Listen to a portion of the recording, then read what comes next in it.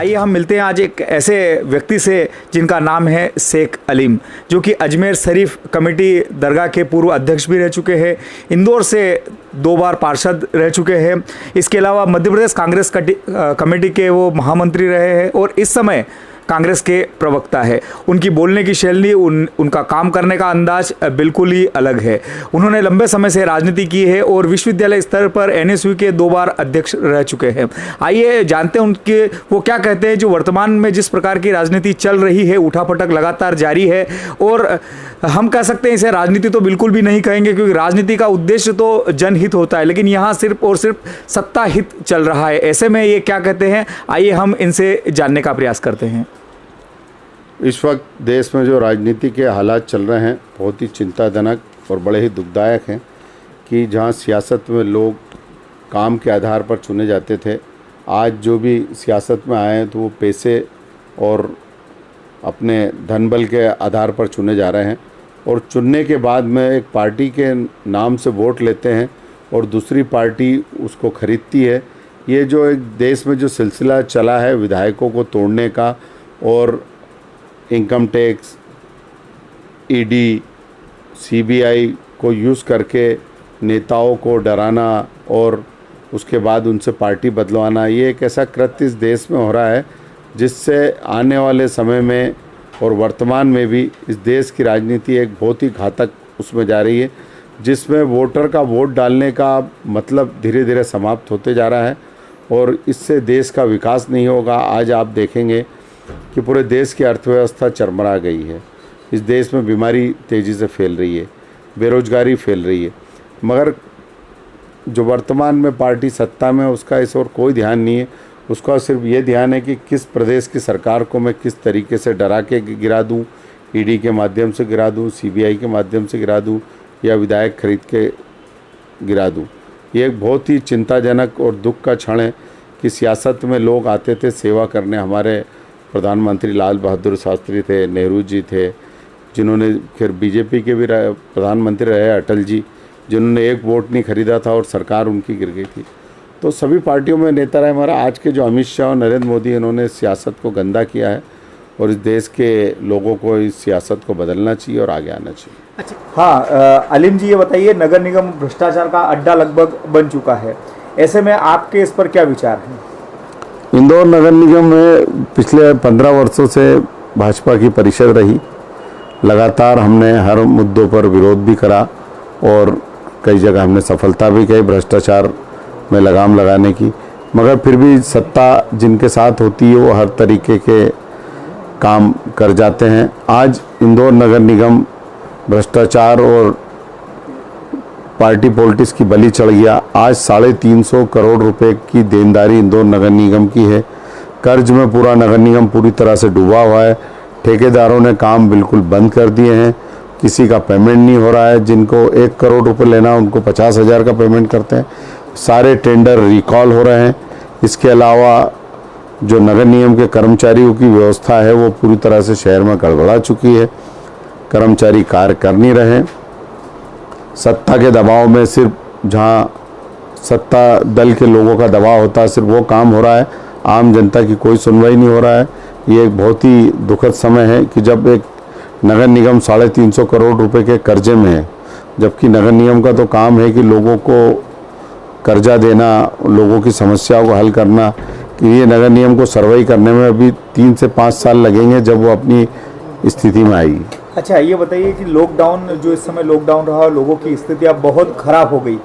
ऐसे में जो राहत सामग्री सरकार के द्वारा बांटी गई थी उसमें बहुत बड़ी धांधली दिखाई दी और ऐसा देखा गया है कि जो गरीब जो तबके के लोग हैं उन तक तो राहत सामग्री पहुंची नहीं है। तो इसमें आपने क्या देखा इस समय जो लॉकडाउन के दौरान? हम नगर निगम को बहुत करीब से जानता हूँ क्योंकि 25 वर्षों से मैं वहाँ काम कर रहा हूँ। अभी जो लॉकडाउन में राशन वितरण का काम हुआ उसमें भी नगर निगम की बहुत ही सत्ता दल का बड़ा दबाव रहा। जहाँ सत्ता दल का जैसा आदमी था, जिसका प्रभाव था, उसको राशन दिया गया। ये नहीं देखा गया कि यहाँ गरीबी रेखा के लोग रहते हैं तो यहाँ पर राशन ज़्यादा दिया जाए।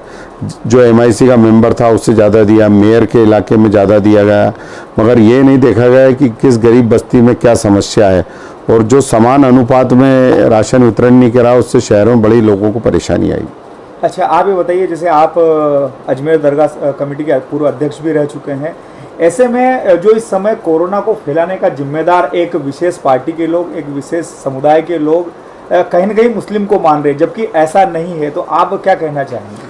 देखिए, ये बीमारी हिंदुस्तान से नहीं आई, ना किसी मुस्लिम राष्ट्र से आई, ना किसी देश में मुसलमान ने फैलाई। ये एक बीमारी प्राकृतिक रूप से ऊपर आई, यहाँ से चीन आई, चीन से पूरी दुनिया में फैली।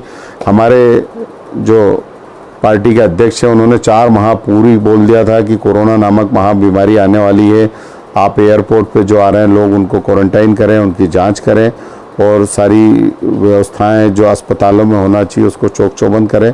उनकी बात की तरफ सत्ता के नशे में कोई ध्यान नहीं दिया। जब हमारे प्रदेश के मुख्यमंत्री कमलनाथ ने कोरोना का बोला तो यही शिवराज सिंह जी बोलते थे कि डरो ना, तुम कोरोना के नाम से डरा रहे हो, और उनको सिर्फ सरकार गिराने की परवाह थी। हमारे यहाँ का स्वास्थ्य मंत्री जाके वहाँ बैठा था बेंगलोर में, जिसको यहाँ पर रहकर जनता के बीच में और अधिकारियों समन्वय बना के कोरोना की तैयारी कराना था। कोरोना के जवाबदार तो ये लोग हैं।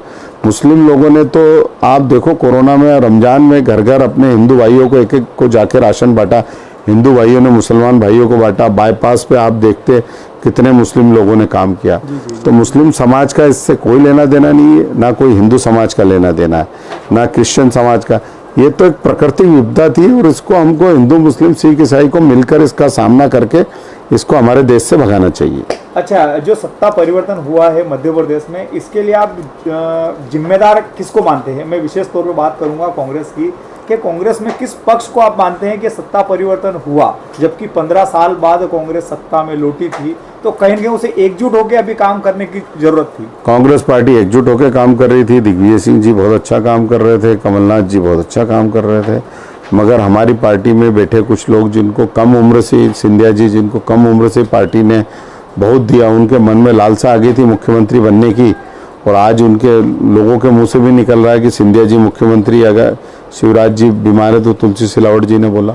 तो उनकी जो महत्वाकांक्षा थी वो उनको ले डूबी, और वो उन्होंने जो अपने लोगों को, पार्टी ने उनके कहने पे जो जिन लोगों को टिकट दिया था, उन्होंने गद्दारी करी। जनता का वोट बेचकर वो लोग भारतीय जनता पार्टी में गए। अच्छा, इस समय दलित मुस्लिम एकता के लगातार नारे लगाए जा रहे हैं, इसको लेकर आप क्या ऐसा देखते हो कि कहीं न कहीं तीसरा विकल्प दलित मुस्लिम समुदाय मिलकर खड़ा हो सकता है भविष्य में? दलित और मुस्लिम भाइयों का हमेशा शुरू से साथ रहा है, और हिंदुस्तान एक ऐसा देश है, यहाँ पर आपको दलित से भी साथ रखना पड़ेगा, ब्राह्मण से भी साथ रखना पड़ेगा, ठाकुर से भी। जब तक आप समान जाति को एक साथ नहीं रखेंगे, इस देश का विकास नहीं होगा। मेरा हमेशा ये एजेंडा रहा है कि हिंदू मुस्लिम सिख ईसाई, चाहे दलित हो या अल्पसंख्यक, अभी मैं दलित बस्ती में से होकर आ रहा हूँ, सबसे समन्वय होना चाहिए आपका। ये राणा बेटा हमारा सिंधी समुदाय से, तो जब तक आपका सब समाज से वो नहीं होगा, तब तक समाज का विकास नहीं होगा। अच्छा, अंतिम मेरा क्वेश्चन है कि उपचुनाव अभी होने वाले हैं और सांवेर विधानसभा अपने इंदौर से सटी हुई विधानसभा है, इसमें मुस्लिम समुदाय की क्या भूमिका रहेगी? मुस्लिम समुदाय हमेशा जो राष्ट्र के लिए अच्छा होता है उसको वोट डालता है। तो मुस्लिम समाज इस वक्त राष्ट्र को ज़रूरत है एक ऐसी पार्टी की जो हिंदू मुस्लिम सिख ईसाई को साथ में लेके चले और इस देश का विकास करे, देश के लिए लड़ाई लड़े। और जिस पार्टी ने इस देश को अंग्रेज़ों से आज़ाद कराया था, तो ये मुस्लिम समाज वो है कि उसने आज़ादी की लड़ाई लड़ी है, तो वो आज़ादी की लड़ाई से लेकर आज तक कांग्रेस पार्टी के साथ है और देश के साथ है, तो इसलिए मुसलमान कांग्रेस पार्टी को वोट डालेगा।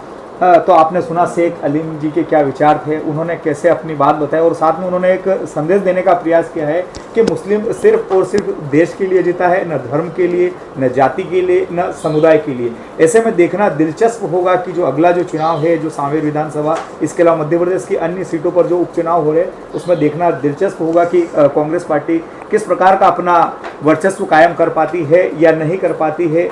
हम इन सभी चीज़ों को देखेंगे और ये वीडियो आपको अच्छा लगे तो इसे शेयर जरूर करिएगा। दोस्तों, जय हिंद।